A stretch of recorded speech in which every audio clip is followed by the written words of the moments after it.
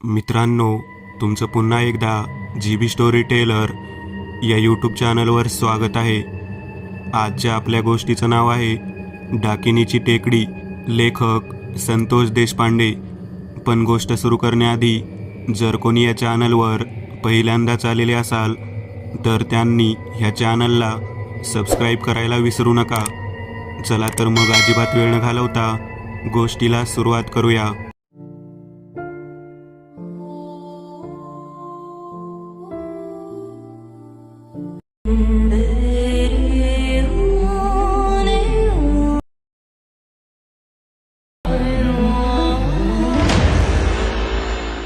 खिडकीच्या आतमध्ये काहीतरी आल्यासारखं वाटलं. कौलावरून ते खाली उतरत आलेलं होतं. काय होतं काही कळायला मार्ग नाही. परंतु काचेचा लॅम्प थोडा मोठा केला आणि पाहिलं तर पिवळसर डोळे चमकताना दिसले. फक्त काळसर अंधारामध्ये पिवळसर डोळे चकाकत होते. काकी म्हणाली, मांजर आहे ते, कशाला घाबरतोस एवढं? काकी, तसं नाही, गावच्या कडेला जी टेकडी आहे ना, त्या दिशेने रोज एक रात्री मांजर जातं. कदाचित तेच मांजर आहे का हे, असा मी विचार करतोय. रम्या, गपगुमान झोप. मध्यरात्रीच्या वेळेला असला काहीतरी विषय काढून आमच्या झोपेचं खोबरं करू नकोस. तुला त्या कट्ट्यावर बसून काही सुचत नाही. तंबाखू चोळत बसायचं आणि नको त्या विषयावरती चर्चा करत राहायचं. काकी माझ्यावरती रागावली होती. मी काकीला म्हणालो, अगं काकी, जो विषय चालू आहे त्यावरतीच बडबडतोय मी. एवढं घाबरण्यामागचं कारण तुला माहीत नाही का? तू दिवसभर शेतात जातेस आणि संध्याकाळ झाली की घरी येतेस. दारा वगैरे काढून स्वयंपाक वगैरे करून आम्हाला जेव घालतेस. आम्ही इकडे सगळं काही पाहत असतो. आम्हाला गावातल्या बऱ्याच गोष्टी माहीत असतील म्हणून तुला सांगावं म्हटलं. काय माहिती आहे रे तुला? उगाच काहीतरी भूताकेताच्या गोष्टी सांगून आम्हाला भ्या घालतोस. अगं नाही काकी, खरंच सांगतो तुला. ती टेकडी माहीत आहे ना, त्या टेकडीवरती सगळी येड्या बाबळीची झाडं आहेत. ती पण अशी सुकलेली आणि कितीही पाऊस पडला तरी हिरवीगार न झालेली. गुलाबची आजी म्हणत होती, तो जो माळ आहे, ती टेकडी आहे, ती श्रापित आहे. त्या ठिकाणी कुठलीच गोष्ट उगवून येत नाही. जे उगवून आलेले आहे ते एका वर्षाच्या आत वाळून जाते. अरे मग तिथे वाळलेली झाडे जी आहेत ती कुणी आणून लावली आहेत का? काही काय सांगतोस? ती उगवलेली झाडं मोठी झाली आणि नंतर वाढली. पाणी मिळालं नसेल त्याला. अगं तसं नाही काकी, त्याचं कारण वेगळं आहे. त्या ठिकाणी एक वाईट शक्ती राहते असं लोक म्हणतात. हे बघ, तू जे काही सांगत आहेस ते ऐकून घ्यायला मला वेळ नाही. तू मला विचारलं ना, मांजराला काय एवढा घाबरतो? तेच सांगत आहे. ते मांजर त्या टेकडीवरचं आहे. ते मांजर येतं आणि घरातल्या व्यक्तीला दिसलं, त्याने त्याच्या डोळ्यात पाहिलं, ते मांजर त्या टेकडीकडे त्या व्यक्तीला घेऊन जातं. तुला माहीत नसल्यास गुलाबच्या आजीला विचार, तिने सांगितलं आहे सगळ्यांना. परवा वामनरावची बायको सुरेखा टेकडीवरती गेली होती. तेव्हापासून घरी आल्यावर ती वेड्यासारखी वागत आहे. काय सांगतोस? सुरेखा वेड्यासारखी वागत आहे? अरे बापरे, काय झालं तिच्या बाबतीत? असंच एक मांजर आलं होतं. ते मांजर म्हणे मध्यरात्री येतं आणि आवर्जून आपल्याकडे पाहून मोठ्याने ओरडतं. ते ओरडल्यानंतर त्याच्या डोळ्यामध्ये आपण पाहिलं की त्या मांजराच्या पायातील छमछम करणारे घुंगरं वाजतात आणि त्यानंतर ते मांजर जिकडे जाईल तिकडं घरातील व्यक्ती आपोआप चालत जाते. मध्यरात्री घरातील एकाच व्यक्तीला ते मांजर त्या पद्धतीने खेचून त्या डाकिनीच्या टेकडीवरती घेऊन जातं. ती भयानक बाई काय करते कोणालाच माहीत नाही. परंतु एक गोष्ट मात्र मला माहीत आहे, ती अशी की ती बाई इथे गेल्यानंतर परत आल्यावर मात्र भ्रमिष्ट व्यक्तीप्रमाणे काहीतरी बडबडत असते. त्या डाकिनीने त्या बाईला काहीतरी काम सांगितलेले असते आणि ते काम लक्षात राहावे म्हणून तेथून जाऊन आलेली बाई किंवा पुरुष सारखं तेच बडबडत असतो. काय सांगतोस तू? हे असलं काही मी कधीच ऐकलेलं नाही बघ. म्हणजे आता सुरेखा त्या पद्धतीने बडबड करत आहे तर? होय, खरं सांगतो का की मी. म्हणून तर घाबरून उठलो, कारण आपल्या घराच्या कौलावरती त्याचा आवाज येत होता. घरात 2-3 माणसं जर जागी असली तर ते मांजर आपल्याकडे डोळ्यात डोळे घालून पाहत नाही, तसेच निघून जातं. जर एखादी व्यक्ती जर जागा झाला आणि त्याने मांजराकडे पाहिले तर मग मात्र त्या मांजराच्या पाठोपाठ ती व्यक्ती त्या गुरगुरण्याच्या आवाजाच्या दिशेने चालत चालत टेकडीवरती निघून जाते. ती डाकिनीची टेकडी आता चांगलीच रंग दाखवू लागलेली आहे. गुलाबची आजी अजून म्हणाली की डाकिन ही साधीसुधी नसते. तिच्या आवडीच्या पद्धतीने लोकांना वागायला लावते. ती काम सांगते. जर काम केले तर ठीक, ठराविक कालावधीमध्ये जर ते काम झालं नाही तर मग ती बाई अशा ठिकाणी नेते की तेथून माणूस परत येऊ शकत नाही. अरे काही काय बडबडतोस? मी असं कधीच काही ऐकलं नाही. आणि तू आता मध्यरात्री या पद्धतीने सांगितल्यावरती मला रात्री झोपच येणार नाही. तू गुपचूप झोप म्हणून मी तुला अगोदरच म्हटले होते. आता हे सांगितल्यावर मला अजिबात झोप येणार नाही. काकीचे बोलणे ऐकल्यानंतर मी म्हणालो, काकी घाबरू नकोस, मी जागा आहे, तू पण जागी आहेस. मांजर निघून गेलं. एक लिंबू जवळ ठेवायचं आणि सकाळी उठल्यावर ते त्या टेकडीच्या दिशेने फेकून द्यायचं, म्हणजे आपल्या पाठीमागे कोणताच त्रास लागत नाही, अशी गुलाबची आजी सांगत होती. काकी मला म्हणाली, तुझ्याकडे लिंबू आहे का? हो, माझ्याकडे लिंबू आहे. तुझ्याकडे नाही का? आता मी लिंबू घेऊन कशाला झोपेन? आज जातेने लिंबू घेते. काकी उठली, स्वयंपाकघरात गेली. तेथून दुरडीमधून एक लिंबू घेतलं आणि ती झोपी गेली. मी तसाच जागा होतो. माझ्या लक्षात आले, काकीला सुद्धा झोप लागली नव्हती. तिने या अंगावरून त्या अंगावर करत असताना मी त्याला पाहिले होते. पहाटे 4 वाजता काकी झोपी गेली. 7 वाजले तरी काकी उठली नव्हती. मी उठलो आणि लिंबू टेकडीच्या दिशेने फेकून दिलं. मग काकी उठली. मला म्हणाली, मध्यरात्री तू हे सगळं सांगितल्यामुळे माझी झोप झाली नाही.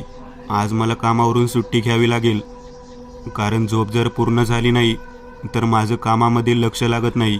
मी आता सरळ सरळ गुलाबच्या आजीला जाऊन भेटून येते आणि सुरेखाला सुद्धा भेटते. काय झालं आहे सुरेखाला पाहायला नको का? ती माझी लहानपणीची मैत्रीण आहे. काकीचं बोलणं ऐकल्यानंतर मी काकीला म्हणालो, काकी मला तुला घाबरवायचं नव्हतं, फक्त मला सांगायचं होतं की अशा पद्धतीने गावामध्ये सगळं घडत आहे. तुला माहीत व्हायला नको का? तू माझी आई आहेस. माझ्या आईच्या नंतर तूच माझा सांभाळ केलेला आहे. मग मी तुला सांगायला नको का? अरे होय रे पोरा, तू म्हणतो ते सगळं खरं आहे, पण मला काय माहिती की असं सगळं असेल म्हणून. ती टेकडी, ती डाकीन, त्यांची माहिती अजूनपर्यंत कोणी सांगितली नव्हती. बरं झालं तुम्हाला सांगितलंस. आता मी आले विचारून सुरेखाला आणि गुलाबच्या आजीला. दुसऱ्या दिवशी सकाळी काकी गुलाबच्या आजीला आणि सुरेखाला भेटण्यासाठी निघालेली होती. ती गुलाबच्या आजीजवळ जाऊन पोहोचली आणि तिला म्हणाली, तू माझ्या पुतण्याला रम्याला काय सांगितलं आहेस? तेव्हा गुलाबची आजी म्हणाली, तुला काहीच माहीत नाही का गावात काय सुरू आहे ते? नाही, काहीच माहिती नाही. अगं पार्वती, तुला खरंच काही माहिती नाही? आजी खरंच काही माहिती नाही. गायरानाच्या बाजूला असलेल्या टेकडीवरती कोणीच जात नाही, हे तर माहीत असेल ना? हो माहीत आहे. कधी तिकडे जाण्याचा योग आला नाही.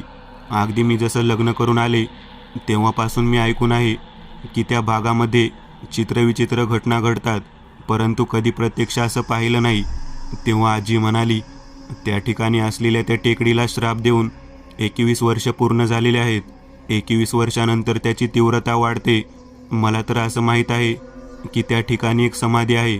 त्या समाधीच्या आतमध्ये ज्या स्त्रीला गावातील लोकांनी बंदिस्त करून ठेवलं होतं, ती साधीसुधी स्त्री नसून एक डाकीन होती, डाकीन. आणि त्या डाकिनीने 21 वर्षाच्या मर्यादित कालावधीनंतर पुन्हा आपल्या स्वरूप दाखवायला सुरुवात केली आहे. मी जेव्हा या गावामध्ये नांदायला आले होते त्यावेळची घटना आहे. जवळजवळ 50 वर्षापूर्वी ती घटना घडली होती. गावामध्ये एक देवदासी बाई होती. तिची इच्छा नसताना तिला देवदासी केलं होतं. गावातील लोक तिला देवीला सोडलेली बाई म्हणून कसंही वागवत होते. फक्त सणवार असल्यानंतर आणि काही विशेष दिवस असल्यावरच तिला मान सन्मानाने वागवत होते. इतर वेळी गावातील पुढारी पुरुष माणसं तिच्या शरीराचे लचके तोडायचे. त्यातच त्या बाईला दिवस गेले आणि तिला एक मुलगी झाली. देवदासी असून सुद्धा गर्भवती राहिली म्हणून लोकांनी तिला खूप मारलं, परंतु तिचा स्वतःचा काहीच दोष नव्हता. तिची जी मुलगी होती तिला गावातल्या लोकांनी सांभाळायला सुरुवात केली. तिचा मृत्यू त्या टेकडीवरती झाला. तेव्हापासून शापित टेकडी म्हणून प्रसिद्ध झाली. तिच्या मुलीला गावकऱ्यांनी खूप छान पद्धतीने सांभाळलं, परंतु देवदासीची मुलगी ना आई ना बाप कोणीच नाही म्हटल्यावर तिच्या बाबतीत सुद्धा असंच काहीतरी घडू लागलं आणि त्या मुलीवरती सुद्धा ऐन तारुण्यामध्ये शारीरिक वासनेचे खेळ खेळले जाऊ लागले. तिने कितीही प्रयत्न केला तरी गावातील धनदांडग्या पुरुष लोकांनी आपलीच इस्टेट आहे अशा पद्धतीने तिला वापरायला सुरुवात केली आणि जे नको होतं तेच घडलं. त्या मुलीला सुद्धा दिवस गेले. बापरे, आईची सुद्धा तीच होती आणि मुलीची सुद्धा तीच गती. पुढे काय झाले? त्या मुलीचे नाव काय होते? त्या पोरीचं नाव सुजाता होते. तेव्हा काकी म्हणाली, हो, मला ही घटना ऐकून माहीत आहे. मी लग्न करून जेव्हा आले होते त्यानंतर काही वर्षांच्या कालावधीनंतर मला एका बाईने त्या टेकडीबद्दल सांगताना या मुलीचे नाव सांगितले होते. हो, ती टेकडी तिचीच आहे. तिच्या आईला ज्या ठिकाणी मारले, ज्या ठिकाणी तिला पुरले, त्याच ठिकाणी या मुलीला सुद्धा गावातील लोकांनी दिवस गेल्यानंतर तशाच पद्धतीने मारून पुरले. आईची जी टेकडी होती त्याच ठिकाणी या मुलीचं मृत्यूनंतर वास्तव्य सुरू झालं. आणि मग काय, त्या ठिकाणी वेगवेगळ्या घटना घडू लागल्या. कित्येक वर्षानंतर एक देवीचा भगत या ठिकाणी गावामध्ये पूजेनिमित्त आला होता. त्याला हे सर्व माहीत झाल्यानंतर त्याने कोवळा, नारळ, खणा नारळाची ओटी हे सर्व साहित्य देऊन ती टेकडी, ती जागा 21 वर्षाकरिता बंदिस्त केली. आता 21 वर्ष होऊन गेलेली आहेत आणि ती सुजाता मोकळी झालेली आहे. ती अजूनही ताकदवर आणि शक्तिशाली होऊन चित्रविचित्र पद्धतीने गावातील लोकांचा सूड घेण्याच्या दृष्टिकोनातून मोकळी फिरत आहे. हे सर्व ऐकल्यानंतर काकी म्हणाली, मांजराचा काय विषय आहे तो? तेव्हा आजीने सांगितले, तिच्याजवळ एक मांजर आहे. बरेच जण म्हणतात ते मांजर नाही, तिची आई आहे. तिच्या पायांमध्ये घुंगरू असतात. सुजाता त्या मांजरीला गावामध्ये पाठवते. गावामध्ये ते मांजर येतो आणि एकट्या व्यक्तीला पाहून त्याच्या डोळ्यांमध्ये डोळे घालून त्याला भ्रमित करतो आणि तो व्यक्ती त्या पैंजणाच्या आवाजावरती त्या टेकडीच्या दिशेने निघून जातो. सुजाता आता डाकीन झालेली आहे, डाकीन. हा सर्व प्रकार ऐकल्यानंतर काकी हादरली. ती म्हणाली, म्हणजे रात्री अपरात्री जे मांजर येते ते सुजाताची आई आहे. तिचं काय नाव होतं? तेव्हा त्यांना सांगितलं, तिचं नाव प्रभा होते. प्रभा आणि सुजाता या दोघीही जणी आपल्या बाबतीत घडलेल्या घटनेमुळे या गावावरच्या सर्व पुरुष लोकांचा, स्त्री लोकांचा सूड घेत आहे. मला तर असंच वाटतं. म्हणून मी गावातील लोकांना सांगते की रात्री एकटं फिरू नका. घरामध्ये सुद्धा मांजर येता कामा नये. अशा पद्धतीने व्यवस्था करा. गुलाबची आजीसोबत चर्चा करून झाल्यानंतर काकीच्या डोक्यामध्ये सारखा तो विचार फिरू लागला. काकी शेतामध्ये न जाता घरी आली. विश्रांती घ्यायची म्हणून खोलीमध्ये झोपली आणि मला पाहून म्हणाली, रम्या, इकडे अजिबात रात्रीच्या वेळेला बाहेर एकटे जायचं नाही. गुलाबची आजी भेटली होती. तिने मला सांगितलं की त्या टेकडीमागं काय रहस्य आहे ते. तुला तर माहीतच असेल. होय काकी, मला माहिती आहे. मी कधीच एकटं बाहेर जात नाही आणि घरामधील ज्या काही खिडक्या दरवाजे आहेत ते रात्री बंद करून घेतो. काकीच्या डोक्यामध्ये सारखा तो विचार सुरू होता. संध्याकाळ होऊन गेली. काकी मला म्हणाली, सुरेखाला भेटायचे राहून गेले. मी म्हणालो, चल आपण जाऊन भेटून येऊ. मी आणि काकी दोघेही जण सुरेखाकडे जाण्यासाठी निघालेलो होतो. बैलगाडीमधून सुरेखाच्या घराजवळ पोहोचल्यानंतर बाहेरच्या बाजूला बैलगाडीमध्येच कोणाला तरी बांधून ठेवण्यात आलेलं होतं. मी ते दृश्य पाहिल्यानंतर घाबरलो. काकी म्हणाली, सुरेखा, सुरेखा इथं काय करत आहे? तेव्हा ती चित्रविचित्र पद्धतीने बडबड करत होती. कोणता तरी मंत्रविधी म्हणत होती. ती बोलताना सांगू लागली, 7 जण झाले आहेत, 2 जण कमी आहेत, 9 जण झाल्यानंतर मी मुक्त होते. तू काही काळजी करू नकोस. मी बोलावून आणते दोघांना. मी घेऊन येते. तिचं हे बोलणं ऐकल्यानंतर काकी आणि मी दोघे जण चांगलेच घाबरलो. काकी मला म्हणाली, 7 जण झाले आहेत. याचा अर्थ 7 जणांना त्या टेकडीवरती त्या डाकिनीने बोलावून घेतलं आहे. आता फक्त 2 जण राहिले आहेत. अरे देवा, या गावातील लोकांना काहीच कल्पना नाही. तेव्हा मी म्हणालो, अगं काकी, सर्वांना कल्पना आहे. 7 जण म्हणजे आपल्या गावातीलच 7 जण आहेत. त्या 7 जणांनाच त्या डाकिनीने त्या ठिकाणी बोलावून घेतलेले आहे. 2 जणांना कशासाठी बोलवायचे तेच कळत नाही. तिथून परत आलेली व्यक्ती अशीच वेड्याप्रमाणे बडबडते. सुरेखाला पहा ना, कशी बडबडत आहे ती. काकी मला म्हणाली, यावरती काहीतरी करायला हवं. आपण काय करणार? जे काही चाललं आहे ते खूप भयानक पद्धतीचं आहे. याला थांबवण्यासाठी आपल्याकडे कोणताच इलाज नाही. आहे, इलाज आहे, परंतु यासाठी मला राघोबा आजोबांकडे जावे लागेल. राघोबा आजोबा कोण आहेत? एक विद्वान व्यक्ती आहे ते. काकीचे बोलणे ऐकल्यानंतर आम्ही तिथून परत निघालेलो होतो. संध्याकाळ होऊन गेली होती. आमच्या लक्षात येऊ लागले की आमच्या पाठीमागे कोणीतरी चालत चालत येत आहे. मी मागे वळून न पाहता काकीला म्हणालो. तेव्हा काकी मला म्हणाली, अजिबात मागे वळून पाहू नकोस. मी त्या टेकडीबद्दल चर्चा केली ना, मी त्या टेकडीबद्दल तुझ्याशी बोलले ना, ते सगळं काही त्या सुरेखाने ऐकले असणार आहे. आणि सुरेखाही आता सुरेखा राहिलेली नाही. मला तिच्याकडे पाहिल्यानंतर लगेच लक्षात आलं. तिचे डोळे वेगळ्याच पद्धतीचे दिसत होते. तिच्या भुवया पापण्या विस्तारलेल्या होत्या. तिच्या पायांची हालचाल पाहिलीस का तू? मी म्हणालो, नाही पाहिली. तिच्या पायाच्या आतमध्ये असलेले जोडवे हे तिने दुसऱ्या पायाच्या अंगठ्याने दाबून धरलेलं होतं आणि त्यातून रक्त वाहत होते. बोटातून रक्त वाहत असलं तरी तिला आनंद होत होता आणि ती बडबड करत होती, तिला रक्ताची तहान लागली आहे. त्यामुळे तू स्वतः अजिबात मागे वळून पाहू नकोस. मागून पैंजणाचा आवाज येऊ लागलेला होता. घुंगरांचा आवाज येऊ लागलेला होता. आमच्या लक्षात येऊ लागले की ते जे मांजर होते ते म्हणजे त्या मुलीची आई प्रभा. ती आमच्या पाठीमागे येत असावी. आता काय करावे कळत नव्हते. काकी मला म्हणाली, असं चालत चालत आपल्या घराच्या दिशेने चल. घराच्या आतमध्ये जिथे आपले देवघर आहे त्या ठिकाणीच थांबायचे. तोपर्यंत मागे वळून पाहायचं नाही. आम्ही दोघेही तशाच पद्धतीने चाललेलो होतो. तेव्हा आवाज येऊ लागला. कोणीतरी बोलावते असं वाटू लागलं. ए पारू, ए पारू, ए पारू, थांब की ग, थांब. मला 2 जण हवे आहेत. तुम्ही 2 जण जर आलात ना तर माझं काम पूर्ण होईल. थांब ना, मागे वळून तरी पहा ना, मी तुला बोलावत आहे. थांब ना पारू, थांब. आवाज जसा वाढू लागला तसं माझ्या काळजाचं पाणी होऊ लागलं. मी काकूला म्हणालो.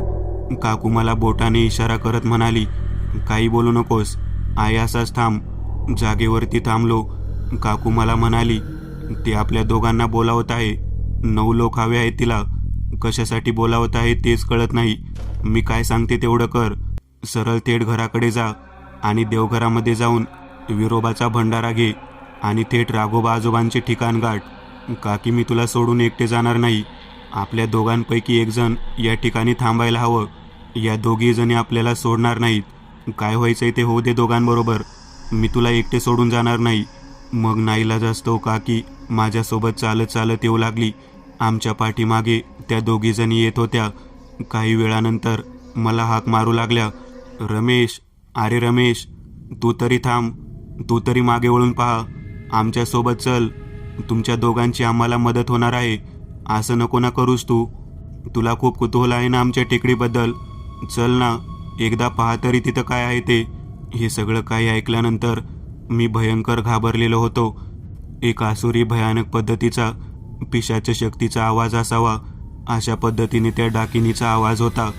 काकी मला म्हणाली, आपण 2 जण घराच्या आत बसून आजची रात्र काढूयात. उद्या आपल्याला राघोबा काकांकडे जावे लागेल.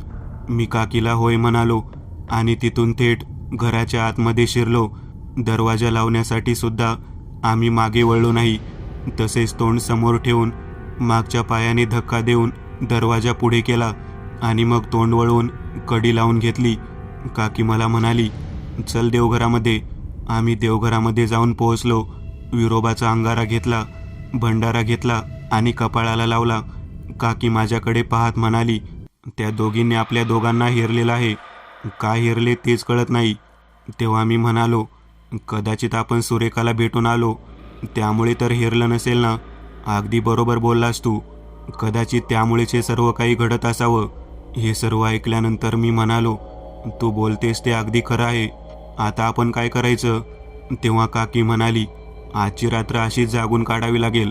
मला वाटतं ते मांजर आपल्या दोघांपैकी एकाला एकटं गाठण्याचा प्रयत्न करणार आणि एकटं गाठून आपल्याला 100% त्या ठिकाणी नेण्याचा प्रयत्न करणार. जरी आपल्याला त्या ठिकाणी घेऊन गेलं तर आपल्याजवळ एक गोष्ट कायम जवळ ठेवायची आहे. एक लिंबू आणि एका पुडीमध्ये हा भंडारा. तुझ्याकडे आणि माझ्याकडे असायला हवा आहे. ठीक आहे काकी, ठीक आहे. काकीने तो भंडारा माझ्याजवळ हातामध्ये पुडीत बांधून दिला आणि लिंबू दिलं. मी म्हणालो, तिथं काय करायचं? तेव्हा काकी म्हणाली, त्या ठिकाणी काय दिसतं ते सगळं पाहायचं, ते जे सांगतात त्या पद्धतीने वागायचं, आणि सगळ्यात महत्त्वाची गोष्ट म्हणजे तिथं कोण कोण आहेत, आपल्या गावातील व्यक्ती किती आहेत, हे सर्व काही पाहून झाल्यानंतर आपण सुद्धा त्या पद्धतीनेच बेभान झालेलो आहोत असे दाखवायचं, आणि नजर चुकवून फक्त या पुडीतला भंडारा आपल्या मस्तकावरती लावून तेथून सरळ चालत यायचं. मागच्या दिशेने लिंबू फेकायचं. काकी, लिंबू फेकल्यावर काय होईल? अरे, लिंबू म्हणजे आपलं अस्तित्व आहे. तेथील सर्व जे काही त्रासदायक व्यक्ती असतील त्यांना ते लिंबू म्हणजे आपण स्वतः त्या ठिकाणी आहोत असं आपलं अस्तित्व दाखवून दिलं जाईल. आपण घरी जरी आलो तरी त्यांना आपण तिथेच आहोत असे वाटेल. काकीचं बोलणं ऐकल्यानंतर माझ्या मनामध्ये थोडंसं धैर्य आलं होतं, थोडा धीटपणा आला होता. मी काकीला म्हणालो, ठीक आहे. काकीने पुडीमध्ये भंडारा दिला होता. तो भंडारा खिशामध्ये ठेवला, लिंबू ठेवलं, आणि आम्ही दोघेजण जागे राहून आजूबाजूचे वातावरण पाहू लागलो. बरोबर घराच्या मागच्या साईडला कोणीतरी चालत आहे हा आवाज ऐकू येऊ लागला. दरवाजावरती थाप मारत पुन्हा एकदा आवाज ऐकू येऊ लागला, पारू, अगं पारू, तू येत नसली तर नको येऊस, परंतु रमेशला तरी पाठव ना गं. रमेश, तू तरी चल. जर तुला जमत नसेल तर तुझ्या काकूला पाठवून दे. किती मनापासून तुम्ही मला भेटायला आलात, आता का नको म्हणत आहात? चला ना, परत चला. मी सुरेखा आहे. तुम्ही मला आता भेटून गेलात ना, आता का नको म्हणत आहात? चला, मी तुमच्या गावातली सुरेखाच आहे. हे आवाज आणि हे बोलणे ऐकल्यानंतर मनामध्ये धडकी भरलेली होती. काकी मला म्हणाली, तू या ठिकाणी थांब, मी जाऊन येते. माझ्याजवळ सुरक्षित राहण्याच्या दृष्टिकोनातून भंडारा आणि लिंबू आहे. तू येथून हालू नकोस. नाही काकी, नाही. गेलं तर आपण दोघं पण जायचं. वेड्यासारखं करू नकोस. तेव्हा मी म्हणालो, राघोबा काकांना भेटायचं आणि मग उद्या जायचं का? नाही, आजच जावे लागेल. तू काय कर, तू राघोबा काकांना बोलावून आणण्यासाठी मठामध्ये निघून जा. मी तोपर्यंत यांच्यासोबत जाते. मला काहीच होणार नाही. मला काय करावं कळत नव्हतं. शेवटी काकीचं ऐकून मी तिला वचन दिलं, मी राघोबा काकाला घेऊन येतो. तेव्हा काकी बाहेर उभा असलेल्या त्या भयानक स्त्रीला म्हणाली, मी यायला तयार आहे, तू प्रभास ना. तेव्हा खिडकीच्या गजामधून ते काळसर मांजर आतमध्ये म्याव म्याव करून काकीला बोलावत होतं. काकी बाहेर दरवाजा उघडून निघून गेली. काकी त्या ठिकाणाहून निघून गेल्यानंतर माझे हातपाय गळून गेले. आता आपण काय करायचे? तरीसुद्धा माझ्या नजरेसमोर विरोबाचा फोटो होता. विरोबाची मूर्ती होती. मी देवासमोर हात जोडले आणि विरोबाला नवस केला, मला आणि माझ्या काकीला या सर्वातून बाहेर काढ. मी तुझ्या दारामध्ये 21 नारळाचे तोरण बांधीन. माझ्या मनामध्ये एक प्रकारचे धाडस निर्माण झालेले होते. काकी डाकिनीच्या टेकडीवरती गेली, परंतु तिला वाचवण्याच्या दृष्टिकोनातून खऱ्या अर्थाने मलाच पुढचे पाऊल टाकायचे होते. मी सरळ सरळ राघोबा काकांच्या मठाच्या दिशेने निघालो. पहाड झालेली होती. रात्रीतून काकीला काय झाले असेल याचा मी विचार करत होतो, परंतु डोक्यातून विचार जात नव्हता. राघोबा काकांच्या मठावरती पोहोचल्यानंतर त्या ठिकाणी खाली घोंगडं अंथरून त्यावरती बसलेले राघोबा काका दिसले. काकांना सांगितलं, मी पार्वतीबाईचा पुतण्या आहे आणि आमच्या गावामध्ये या पद्धतीने काही गोष्टी घडलेल्या आहेत. तेव्हा राघोबा काका म्हणाले, लेकरा, तिला एकटीला कशाला पाठवायचं? तू स्वतःसुद्धा तिच्यासोबत जायचं ना. अहो, मग तुम्हाला कोण बोलवायला आलं असतं? अगदी बरोबर बोललास तू. या ठिकाणी आला ते खूप छान झालं. चला आपण जाऊया ते टेकडीवरती. डाकिनीची टेकडी म्हणजे नेमकं काय आहे ते तरी मला पाहायचं आहे. खूप दिवसापासून त्या घटनेला मी ऐकून आहे. काकांनी मठामध्ये असलेले ही घुंगर काठी घेतली. ती काठी दाखवत असताना मला म्हणाले, ही काठी साक्षात विरोबाची काठी म्हणून ओळखली जाते. ज्याच्या पाठीवरती ही काठी पडते, ज्यावेळी या घुंगरांचा आवाज येतो तेव्हा वाईट शक्ती तेथून निघून जाते. तू काही काळजी करू नकोस. चल, मी तुझ्यासोबत आहे. मी राघोबा काकांबरोबर तेथून परत निघालो. काका मला म्हणाले, पोरा, त्या ठिकाणी गेल्यानंतर अजिबात घाबरायचं नाही.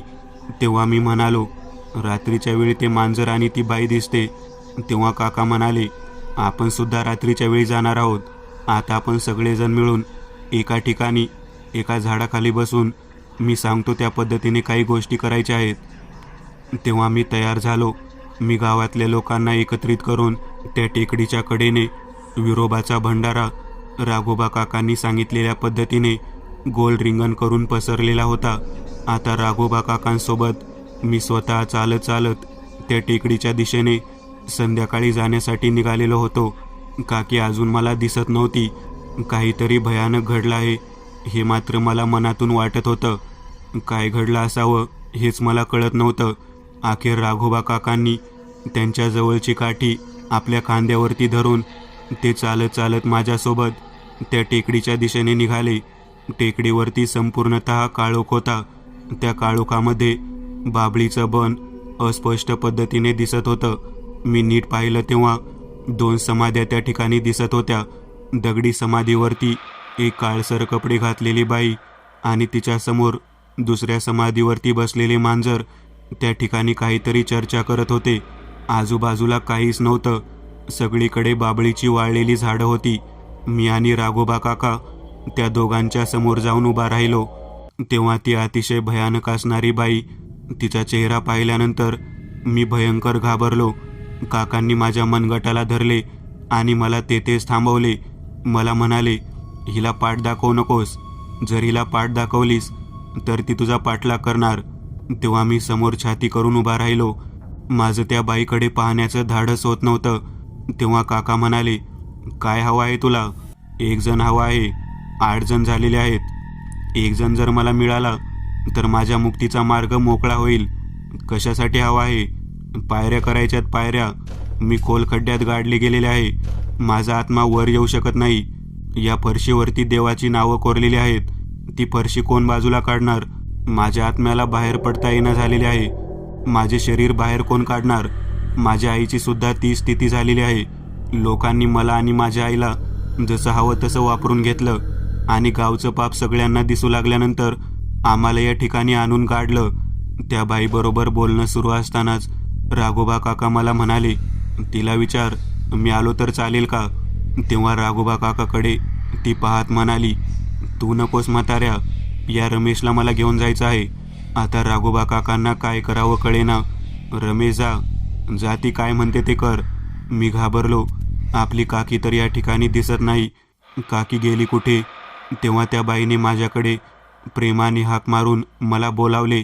काकांनी मला बिनधास्त जा म्हणून सांगितले.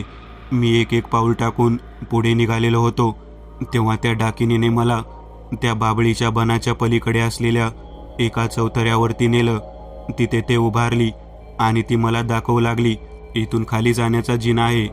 ती हळूहळू चालत पुढे निघाली. तिच्या पाठोपाठ ती मांजर पण होती. त्या मांजरीसोबत मी सुद्धा खाली निघालो. तेव्हा खाली पाहिल्यानंतर 7 लोक आणि 8वी माझी काकू त्या ठिकाणी एका भ्रमित अवस्थेत बसलेली दिसली होती. मी काकीला काहीतरी बोलण्या अगोदर त्या भयानक स्त्रीने मला सांगितले, तू 9वा व्यक्ती आहेस, जो या गावामधला जिवंत राहणारा व्यक्ती आहेस. बाकी सगळे मरून जाणार आहेत. मी ऐकल्यानंतर घाबरलो. ती डाकीन मला म्हणाली, या 9 लोकांनाच मला जिवंत ठेवायचे आहे. तुम्ही सर्वजण निष्पाप आहात.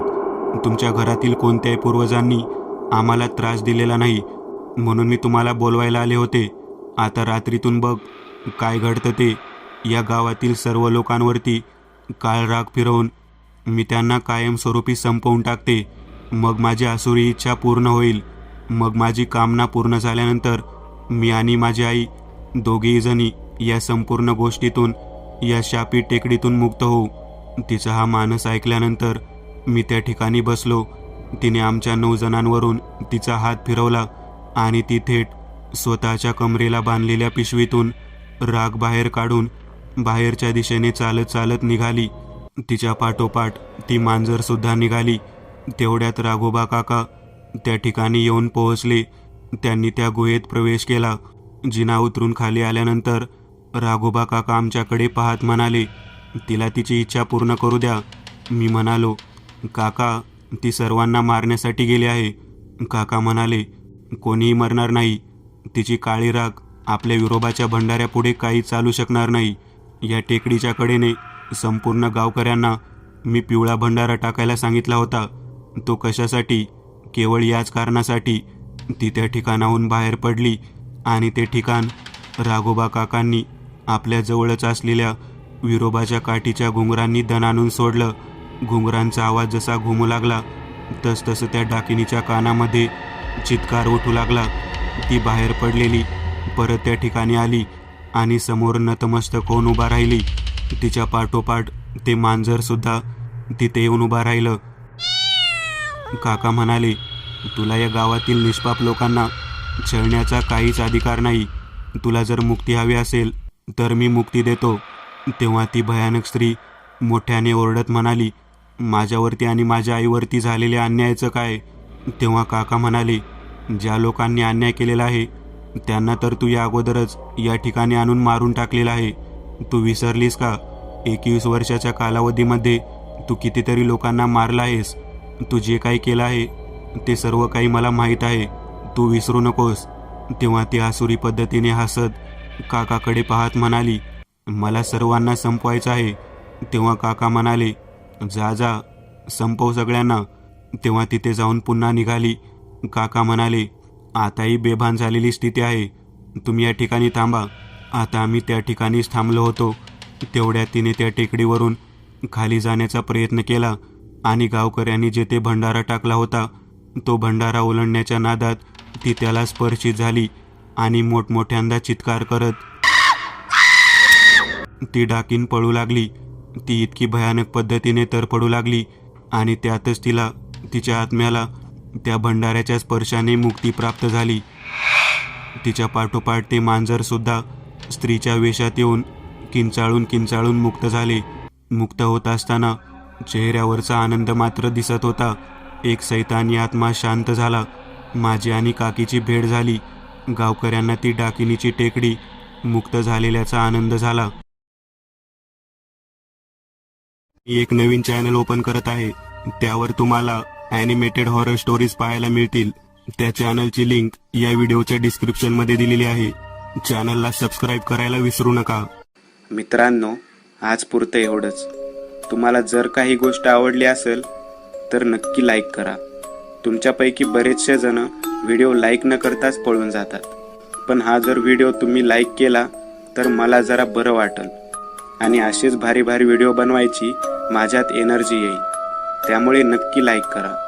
आणि अजूनही कोणी या चॅनलला सबस्क्राईब केलेलं नसाल तर लगेच सबस्क्राईब करून टाका. आणि बाजूची घंटी ती मात्र दाबायला विसरू नका. देवाची घंटी आहे ती. चला तर मग पुन्हा भेटूया अशीच एक आगळी वेगळी गोष्ट घेऊन पुढच्या भागात.